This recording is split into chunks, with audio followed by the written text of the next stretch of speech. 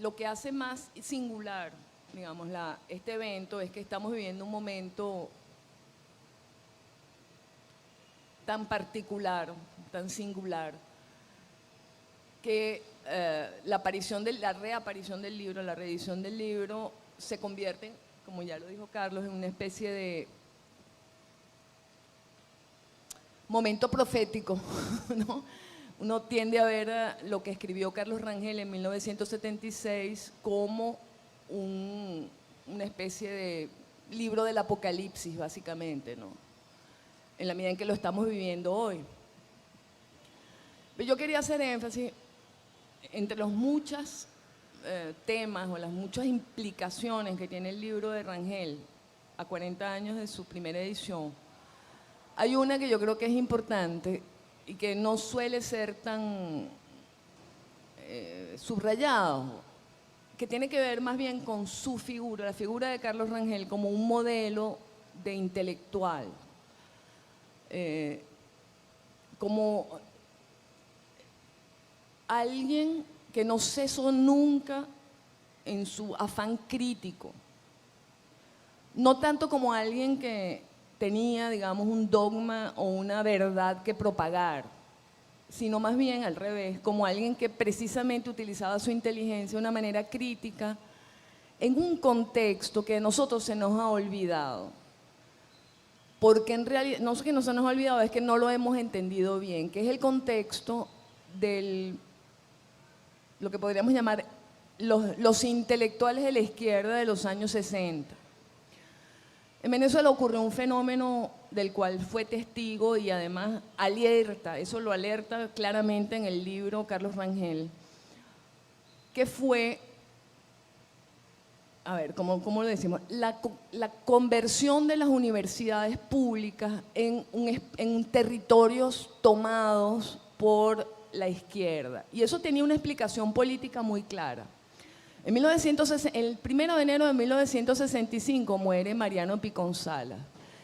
El último proyecto en el que estuvo involucrado Picón Salas, que era en verdad el intelectual orgánico, vamos a llamarlo así, del momento, fue la creación del INCIBA, el Instituto de Cultura y Bellas Artes. El relevo lo tomó Simón Alberto Consalvi y evidentemente coincide con el último año, porque fue en el año 65 y 66, con el último año de la insurgencia guerrillera en Venezuela.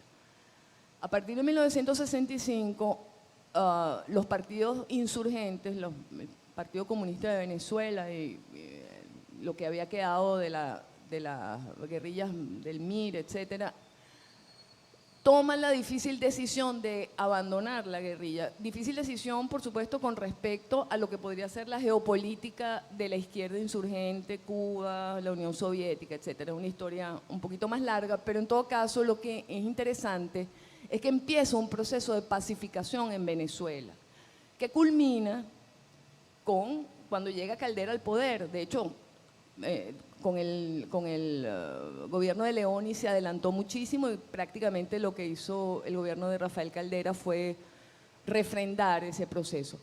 Ese proceso de pacificación pasó por supuesto, tenía unos elementos de orden jurídico y de orden político, pero tuvo un elemento institucional muy importante, que fue la creación de estos territorios libres de América, que fueron las universidades públicas y el INCIBA y el CONAC luego, ¿no? Es decir, de alguna manera ciertas estructuras del Estado fueron conservadas o dedicadas a acoger el pensamiento de la izquierda que había fracasado en lo político, pero que seguía siendo, en virtud de su carácter mitológico, una fuerza ideológica importante. En otras palabras, la pacificación también pasó por, vamos a ponerlo así brutalmente, un reparto de renta. Es decir, no eran tantos, porque además tampoco es que había masivamente una guerrilla monstruosa, decidida, con capacidad militar y que fuera realmente una amenaza para el gobierno, que nunca lo fue, pero sí era una amenaza para la paz social y era una amenaza para lo que después Moisés Naím y Ramón Piñango van a llamar la ilusión de armonía. Entonces, en función de esa ilusión de armonía, estos espacios universitarios se convirtieron en el territorio, en el reino de una cultura de izquierda hegemónica. Y eso ahí es donde voy a destacar la figura de Carlos Rangel. Carlos Rangel se refiere a ellos en su libro como, al final del libro, él dice que los intelectuales son como gatos arrimados al calor de la chimenea, gatos, sí, arrimados, acurrucados al calor de la chimenea. Queriendo decir con eso, usando una metáfora que en términos que resulta muy interesante, que es que las universidades públicas se convirtieron en el lugar de monopolio del conocimiento, de las humanidades, del pensamiento, pero de un pensamiento marxista, poco flexible, atrasado, que no estaba viendo al país realmente.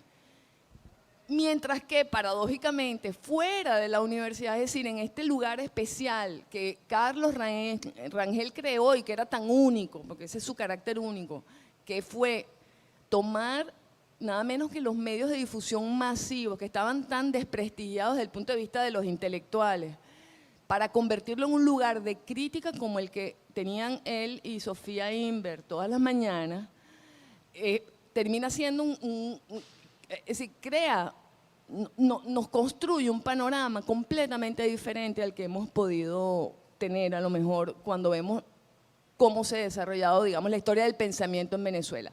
En todo caso, lo que es relevante, a mi modo de ver, de la figura de Carlos Rangel es ese coraje y esa valentía de ser crítico con lo que era la cultura hegemónica intelectual fundamental en Venezuela. Que no era que era de izquierda o de derecha, era que era dogmática.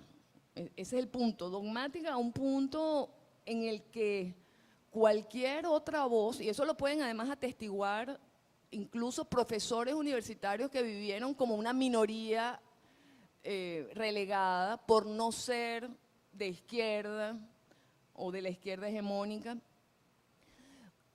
Decía, una voz que precisamente desmistifica permanentemente el hecho de que el pensamiento tiene que ser patrimonio de las universidades y que además estas universidades estaban construidas, ligadas, orientadas, articuladas sobre un pensamiento de izquierda que no evolucionaba, que no se relacionaba con el país. De hecho, parte del drama que estamos viviendo hoy es que las universidades funcionaron como guetos, verdaderos guetos e islas que no entendieron al país, pretendiendo hacerlo porque supuestamente, digamos, el pensamiento marxista o postmarxista le procura a uno como científico social los mejores instrumentos para entender la sociedad, pues no la entendieron nunca porque se desconectaron de ella. Y yo creo que la lección que nos deja la figura de Carlos Rangel es, uno, la idea de que uno debe ser siempre fiel a sus ideas, digamos, y debe ser crítico con su entorno en cualquier circunstancia, le guste o no le guste al público, le guste o no le guste a los estudiantes, le guste o no le guste al mundo. Esa es una idea que parece tonta, pero nosotros en Venezuela no tenemos la práctica de la diversidad ni de la tolerancia. Y eso lo estamos viendo hoy. O sea, la crisis de opinión, vamos a llamarla así, la violencia de la opinión pública que tenemos hoy no viene solamente de la polarización, de la frustración y del maltrato del que hemos sido objetos durante los últimos años, sino viene de una falta de práctica de la diferencia. Nos formamos en universidades públicas en donde no se podía disentir, no porque estuviera prohibido hacerlo, sino porque a nadie se le ocurría hacerlo, que es peor todavía.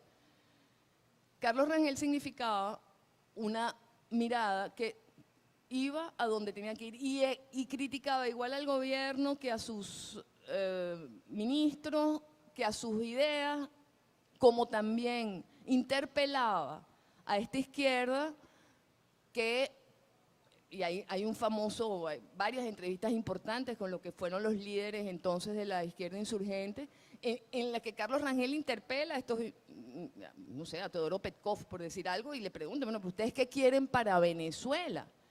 ¿Dónde está el planteamiento? Es decir, siempre fue muy, muy agudo. Entonces, yo creo que la lección, vamos a llamarla, a mí me interesa la figura de Carlos Rangel como una figura ética, para ponerlo de cierta manera, ¿no? Aunque la palabra ética siempre es tan confusa. Es decir, como alguien que tiene el coraje de sus opiniones, que no tiene miedo de decirle y que se compromete con la discusión, que yo creo que es algo que yo personalmente he hecho mucho de menos en nuestro país. ¿Dónde está la conversación? ¿Dónde está la diferencia? ¿Dónde está digamos, la tolerancia, ¿no? Entonces creo que si yo tuviera que destacar un solo elemento que a mí en lo particular me ha tocado, realmente creo que sería este. ¿Cuál es el papel del pensamiento en una sociedad? ¿Cuál es el papel del pensamiento en una sociedad en crisis? ¿Cuáles son los compromisos? Si es que hay que hablar en términos de compromiso. ¿Cómo llevar una vida ética en el sentido del pensamiento, de poder pensar lo que hay que pensar y no lo que cualquiera dice que hay que pensar? Yo creo que lo que mejor define la figura de Carlos Rangel es tal vez algo que a mí me produce muchísima simpatía, que es la figura que siempre está contra la corriente, el que está siempre contra lo establecido. Creo que eso es algo que hay que reivindicar porque tiene que ver con el carácter y tiene que ver con la responsabilidad. Entonces, más allá de sus logros intelectuales que están en este libro, creo que Carlos Rangel es un gran desmistificador. Por lo tanto, creo que debemos cuidarnos de no convertirlo a él mismo en un mito. Es decir, creo que hay que ser cuidadoso con su figura en ese sentido. Pero esa idea de desmistificar, no solo a la izquierda, desmistificarnos a nosotros como venezolanos en todos nuestros aspectos, creo que es algo que yo reivindico y subrayo de la obra de Carlos Rangel. Gracias.